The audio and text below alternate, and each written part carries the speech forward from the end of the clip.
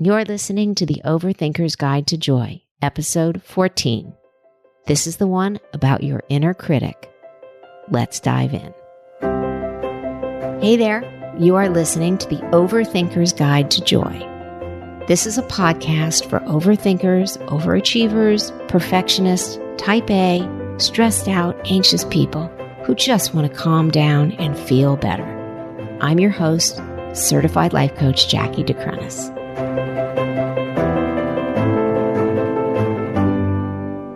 Hey there, and welcome back. So, as you may have noticed, I tend to record my podcasts in series.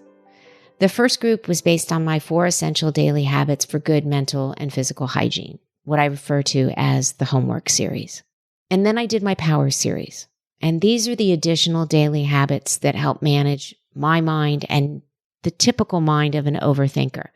And these are the power of journaling, taking a pause, routine, decluttering, gratitude, forgiveness, and curiosity.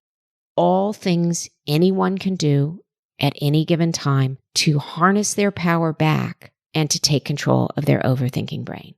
But the last few episodes have been focused on the unconscious habits that cause self-sabotage. And this is perfectionism, not being a virtue, control, being an illusion, and this week I'm going to talk about your inner critic not being your friend. I consider perfectionism and control and your inner critic kind of like 3 ugly triplets, commingled, cohabitating, codependent. They always go together. So I first became acquainted with my inner critic when I was an executive in television, and I was given my first executive coach. And while I was very confident in having the top creative job at the network where I worked, oddly, as I became higher up the food chain, I became more insecure about what I didn't know. Things like budgets and finance and ratings and marketing and kind of all the things that go into making a successful television network that I frankly never had to really think about because my entire focus for 20 plus years was just on the creative, buying and developing and overseeing the ideas. And so somebody else always managed the finances and the marketing and the ratings, and I just had to do my job. And now that I was sitting in a much higher level seat, I really needed to have an overview of everything. And I found myself sort of intimidated by what I didn't know. So my coach at the time asked me, well, why are you afraid to speak up? If you have so much confidence in one area, why are you so afraid to speak up in other areas? And it was really the fear of overstepping my boundaries and admitting that I didn't know something, or what I was really afraid of was screwing up now that I was working at a much higher level playing field. So she was the one who educated me on that voice that I was hearing in my head, the one that kept me from asking a lot of key questions or speaking my mind or trusting my instincts, that I would learn it as I went and not being so afraid to make mistakes. She said, that's your inner critic. And the question is, where did he or she come from? And I had to sort of delve into that. Like, where did that voice come from? Where did that inner critic come from? And some people know right away who their inner critic is, and some people don't. I just never had heard the phrase. But it's powerful when you can identify your inner critic, because your inner critic is most likely where we have most of our limiting beliefs. That is the stories we tell ourselves about why we can't do something or why we can't say something. Things like, well, that's not my area of expertise, or I might screw that up, or someone might know more than I do and I'll look like an idiot, or God forbid I might be wrong. This is where doubt and fear come from. Your inner critic. The one who tells you you're not good enough, you're not educated enough, you aren't pretty enough, you aren't smart enough, you haven't paid your dues, you already have more than most people, you should be grateful for what you have, you should never ask for more because you might lose everything. Yep.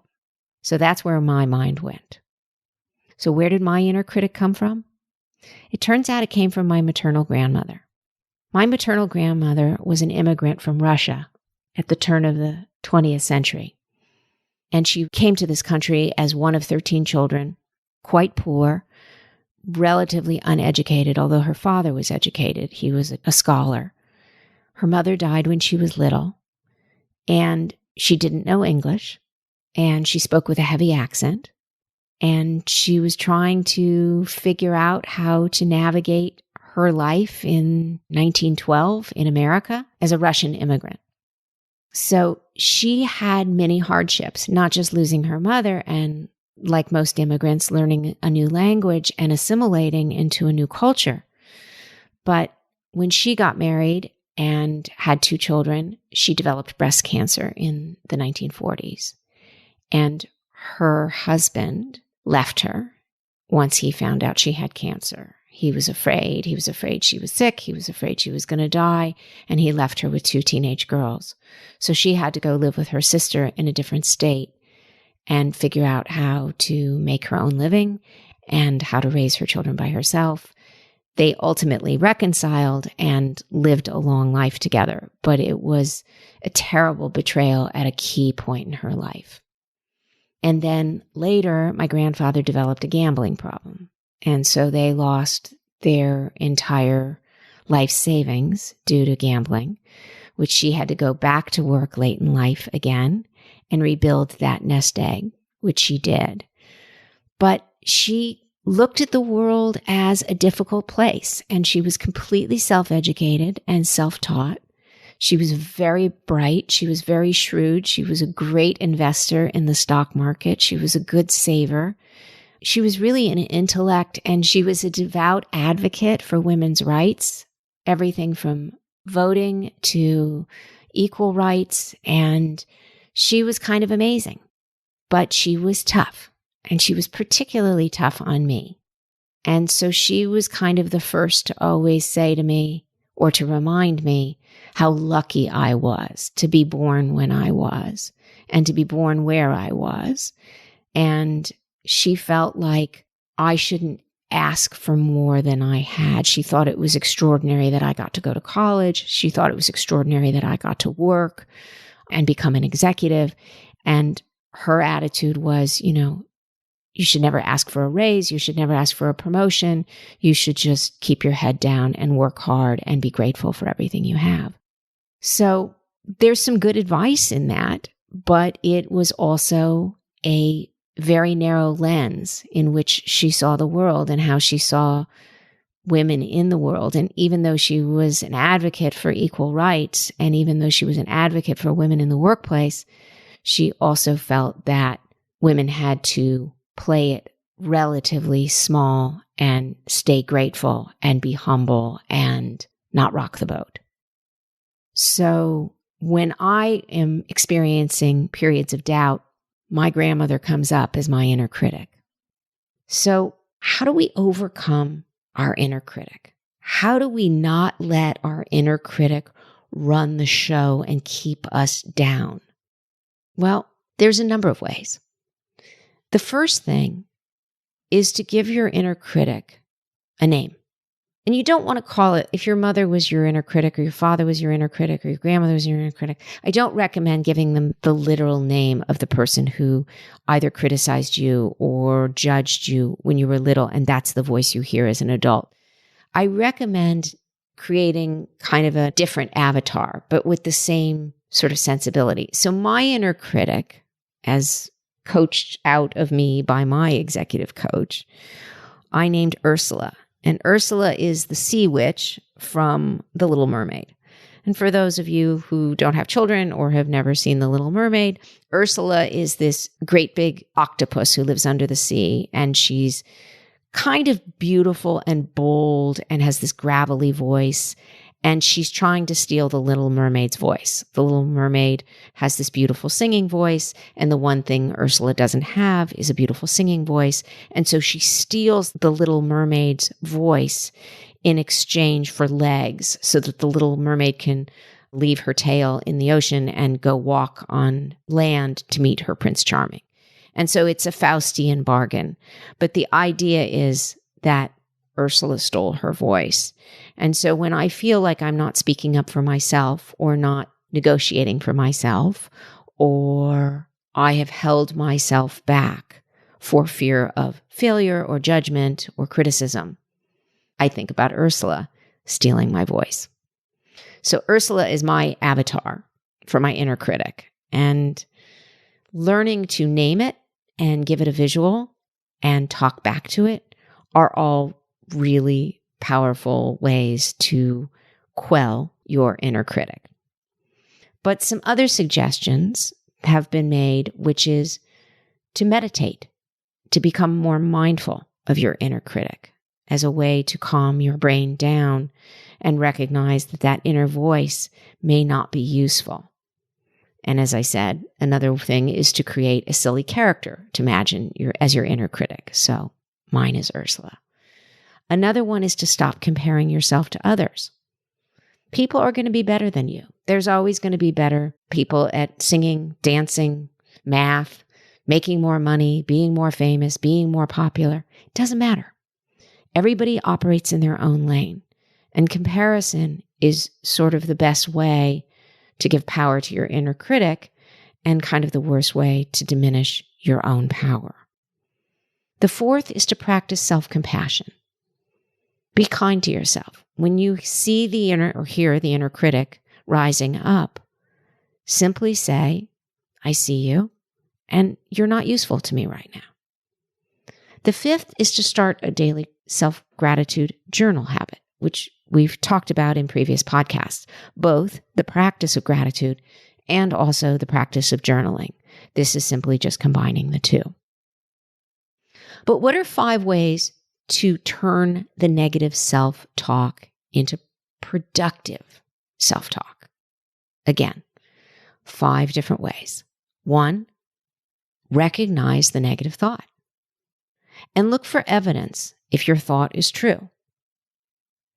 But then look for evidence that your thought isn't true.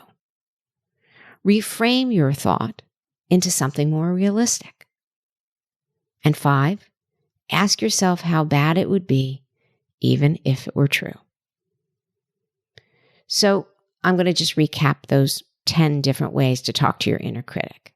The first 5 is to meditate, create a silly character to imagine as your inner critic, stop comparing yourself to others, practice self-compassion, start a daily self-gratitude journaling habit. The next 5 are to recognize your negative thought, look for evidence to make sure it's true, look for evidence to make sure it isn't true, reframe your thought into something more realistic, and ask yourself how bad it would be if your thought were true. But letting your inner critic run the show can be a lifetime of limiting yourself from your full potential of finding love, your full potential of earning the most money you could earn, your full potential for being happy, your full potential to achieve greater success, whether it's athletically, whether it's emotionally, whether it's personally. But your inner critic is an old story. It's something that came from your past. It's someone who got in your head and told you you were doing things wrong, or told you you were acting too big for your britches, or told you to stay in your lane, in your place, and play small, stay small. And really facing that inner critic and talking back to it and recognizing that your inner critic may have been playing through their own lens. Kind of like my grandmother, who was really smart and really powerful and had a lot to share and a lot to teach. But she had come from many, many decades of tragedy and disappointment and hurt. And so she was projecting upon me her own loss of death, of divorce, of illness, of losing everything, of having to rebuild everything. And so she wanted to make sure that I didn't step out of my lane, that I didn't step over my gratitude, and that I didn't get too big. But that harmed me because it made me play small when oftentimes I shouldn't have. And it disempowered me to believing what I was truly capable of. So for those of you listening to the podcast today who have a very strong inner critic who dictates a lot of your life, or maybe unconsciously plays a role in preventing you from what you really want to achieve, I invite you to talk back to that inner critic. Give him or her a name, give him or her an avatar or a silly character. Visualize them, refer to them by name, and tell them they no longer serve a purpose in your life. You get to shed your inner critic whenever you're ready to do so. Whenever you're ready to take your career, your love life, your financial situation, or just your happiness to the next level. It starts with shedding your inner critic. So Ursula and I are going to say goodbye for now. And by the way, just even in recording this podcast today, I can't tell you how noisy Ursula was before I got on this microphone and started recording. She had all kinds of comments about how I was in no position to talk about inner critics, and I didn't know what I was saying, and really what was I going to say, and how was it going to be helpful to other people? And you know what? I told Ursula to go have a seat in the corner and shut up. And I turned on the microphone and I wrote the podcast, and you have it today. So bye-bye, Ursula, and bye-bye to your inner critic, at least for today and maybe for tomorrow and hopefully every day thereafter. Have a great week. Thanks for listening. Shut down that inner critic and go do some awesome stuff. If you want to learn more tips about managing your stress and how to manage your overthinking brain, just go to my website and sign up for my weekly newsletter at JackieDeCrenis.com. That's JackieDeCrenis.com. You can also follow me on Instagram at Jackie DeCrenis. Bye for now. Thank you for listening to this episode of Overthinker's Guide to Joy.